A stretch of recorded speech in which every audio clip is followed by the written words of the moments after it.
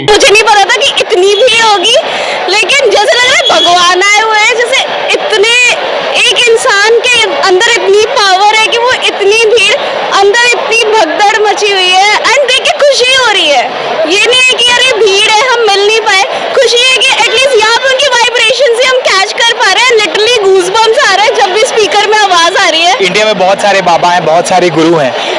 YouTube पे भी बहुत सारे लोग जो स्पिरिचुअल स्पीच देते हैं, लेकिन आपको मतलब या आप जैसा यूथ इनसे कनेक्ट हो रहा है, उसका एक कारण क्या है? इसका कारण ये है कि एक तो जज्बा है उनके अंदर पता नहीं कौन सी पावर है, सिद्धि है, हनुमान जी की कृपा है कि वो लिटरली हम सबको अट्रैक्ट कर ले रहे हैं। मैं सबसे तो अट्रैक्ट नहीं कर पाती, इस्कॉन के अमोघ लीला प्रभु से मैं अट्रैक्ट हुई थी, जस्ट बिकॉज उनका वे ऑफ प्रीचिंग्स बहुत यूनिक है, बहुत मजेदार है।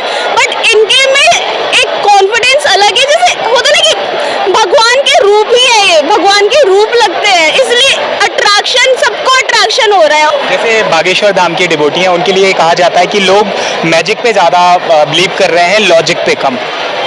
मैजिक नहीं है ये, वो तो मैं तो कह रही हूँ दूरदर्शन को दिखता है उनके दिमाग में पहली वो चीजें चल जाती। ऐसी चीजें संभव है ये साइंस की एरा में? ऐसी चीजें संभव है? साइंस क्या है? साइंस नहीं है, संभव है। अरे आप वेद खोल के देख लो, जो आजकल के बता रहे हैं ना कि हाँ अरे हमने ये प्रूव कर दी, वेद खोल के देखो, वो सब लिखी हुई है। भगवत गीता में कितनी चीजें लिखी हुई है। और ये भी आपने देखा ही होगा कि हनुमान चालीसा में खुद अर्थ और सन के बीच का डिस्टेंस बता दिया है। युग सहस्त्र योजन जुग भानु, ये वाला जो सेंटेंस है उसमें पूरा उन्होंने डिस्टेंस तक बता दिया है। बागेश्वर धाम गए हैं आप? मैं कभी नहीं गई हूँ, जाना चाहेंगे? और मैं तो जाना चाहूंगी, बिल्कुल जाना चाहूंगी। हिंदू राष्ट्र होना चाहिए कि नहीं? हिंदू राष्ट्र होना ही चाहिए। हिंदुस्तान है। और मैं एक और बात बता दूं कि ये अभी कुछ आए हैं ये रिलीजन, सब सनातन था। ये जितने मुसलमान है सब सनातनी थे, सबको कन्वर्ट कर दिया गया है कुछ पैसे के, कुछ चंद पैसों के चक्कर में सब सनातनी। जी नमस्कार जाकिर साहब, मेरा नाम है राजेश्वर। मैं नवी मुंबई नेरुल से आया हूं और मुझे यहाँ पर लेकर आया है मेरे दोस्त श्री अजीम मुल्तानी ने। तो मैं एक प्राइवेट कंपनी में नौकरी करता हूँ।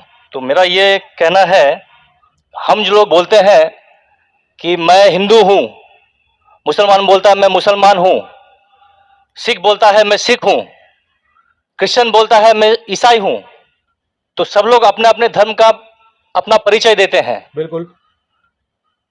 तो मेरा सवाल यह है कि इस धर्म को बनाया किसने है, और अगर बनाया है तो किस मकसद से बनाया है? क्या हम सिर्फ एक धर्म को मान नहीं सकते हैं जो कि इंसानियत धर्म है, और कोई धर्म को न माने, न हिंदू, न मुस्लिम, न सिख, न ईसाई, और किसी भी धर्म को कबूल करवाना क्या जरूरी है?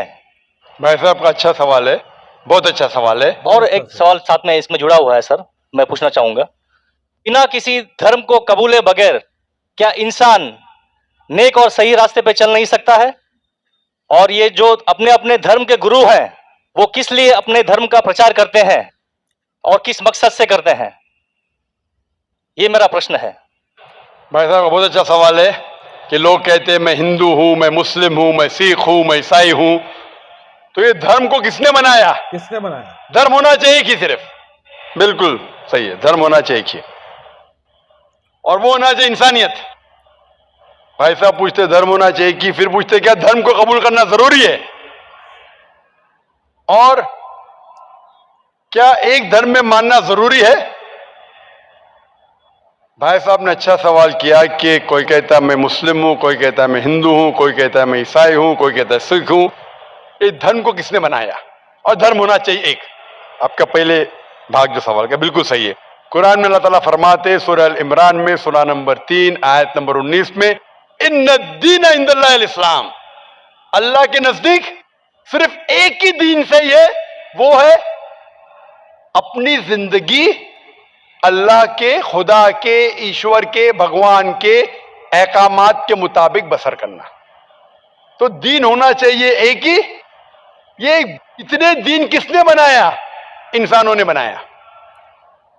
हमारा खालिक, हमारा मालिक, हमारा रब, हमारा ईश्वर, हमारा भगवान, हमारा अल्लाह सिर्फ एक ही दीन बनाया, एक ही मजहब बनाया, वो है अमन हासिल करना, शांति हासिल करना, सलामती हासिल करना, अपने खालिक के अहकामात के मुताबिक जिंदगी बसर करने के बाद। इसीलिए दीन मजहब खालिक ने सिर्फ एक ही भेजा, लेकिन वक्त के दौरान मिलावट होते गई, मिलावट होते गई। मिलावट होने की वजह से अल्लाह ने दूसरे नबी भेजे, दूसरी किताब भेजी, फिर मिलावट हुई और दूसरे पैगंबर भेजे और एक किताब भेजे उसे सही करने के लिए। इस तरीके से अल्लाह के रसूल मोहम्मद सल्लल्लाहु अलैहि वसल्लम फरमाते कि अल्लाह ने इस जमीन पे 1,24,000 पैगंबर भेजे, 1,24,000 पैगंबर, कई किताबें भेजे। आखिरी किताब कुरान मजीद। कुरान में लिखा है सूरह राद में सूरह नंबर 13 आयत नंबर 7, वलिकुल्लि कौमिन हाद, कि हर कौम पे मैंने पैगंबर भेजा। सूरह राद सूरह 13 आयत नंबर 7 और सूरह राद सूरह नंबर 13 आयत नंबर 38 में कि हर दौर में हमने एक किताब नाजिल की। आखिरी किताब है कुरान, आखिरी पैगंबर मोहम्मद सल्लल्लाहु अलैहि वसल्लम। हमारे खालिक ने एक ही मजहब भेजा, हमने उसमें मिलावट पैदा की। मजहब का अगर सही मानी ले, हिंदू की क्या मानी? हिंदू की मानी यह है कि जो इंसान हिंदुस्तान में रहता है, जो इंडस वैली के इस तरफ रहता है, उसे कहते हैं हिंदू। यह लफ्ज सबसे पहले बार इस्तेमाल किया था अरबों ने, हिंदुस्तानी के लिए। इस लफ्ज के एतबार से मैं हिंदू हूं। उसके बाद लोगों ने कहा कि नहीं, हिंदू वो है जो बुत परस्ती करता, वो गलत है। तो सही मानी हिंदू के मैं हिंदू हूं। ईसाई के मानी क्या?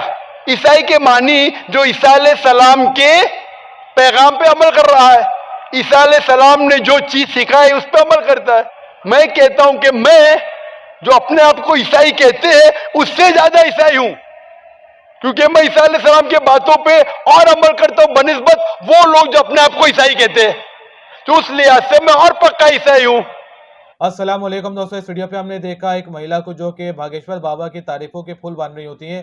हालांकि वो उनसे कभी मिली नहीं और ना ही वो उनके पास कभी गई, लेकिन कैमरे में आते के साथ ही वहां पर और भी लोग थे तो उन्होंने उनके तारीफों के फूल बांटना स्टार्ट कर दिया।